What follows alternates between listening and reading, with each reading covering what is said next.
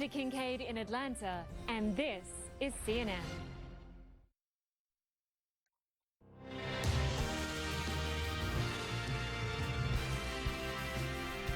Hello everyone, I'm Lynda Kinkade. You're watching CNN Newsroom live from CNN's World Headquarters here in Atlanta. Good to have you with us. Ahead this hour, a big check and improved relations. America's top diplomat works to shore up the Israeli-Hamas ceasefire and America's standing amongst Palestinians. Plus, a major Japanese newspaper and Olympic co-sponsor calls for the Tokyo Games to be cancelled. And changing course, a fast and furious start to some major backtracking after a controversial remark about Taiwan.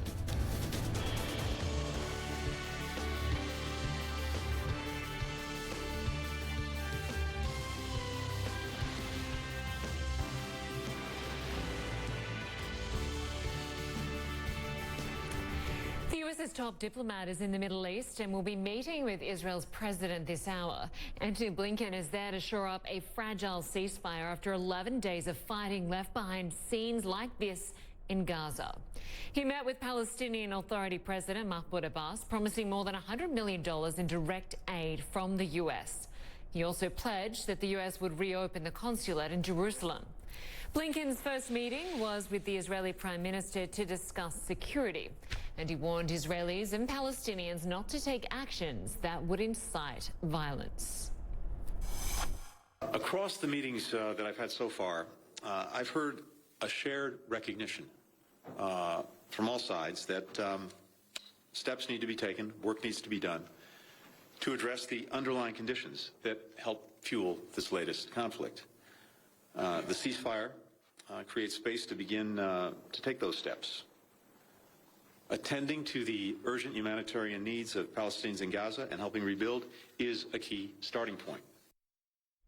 Well, Kylie Atwood has more on Blinken's day of Middle East diplomacy. A delicate ceasefire between Hamas and Israel remains in place as Secretary of State Tony Blinken visits Jerusalem and Ramallah, making clear that the U.S. opposes any move that could shatter the peace. That includes settlement activity. It includes demolitions. It includes evictions. It includes incitement to violence. It includes payment to terrorists. The ceasefire coming after 11 days of violence, leaving more than 200 Palestinians dead and taking the lives of more than a dozen Israelis. Blinken called the losses on both sides profound. Casualties are often reduced to numbers, but behind every number is an individual human being, a daughter, a son, a father, a mother, a grandparent, a best friend. Blinken meeting with leaders from both sides, with Palestinian Authority President Mahmoud Abbas committing to rebuilding the U.S.-Palestinian relationship, announcing the U.S. will be reopening its consulate in Jerusalem, which serves as a diplomatic post for U.S.-Palestinian relations, and which the Trump administration closed, and saying the U.S. plans to send more than $38 million in urgent humanitarian support to Gaza and the West Bank. But Secretary Blinken called the violence symptomatic of a larger set of issues, saying this during his meeting with Abbas. Asking all of us to help rebuild Gaza only makes sense if there is confidence that what is rebuilt is not lost again because Hamas decides to launch more rocket attacks in the future.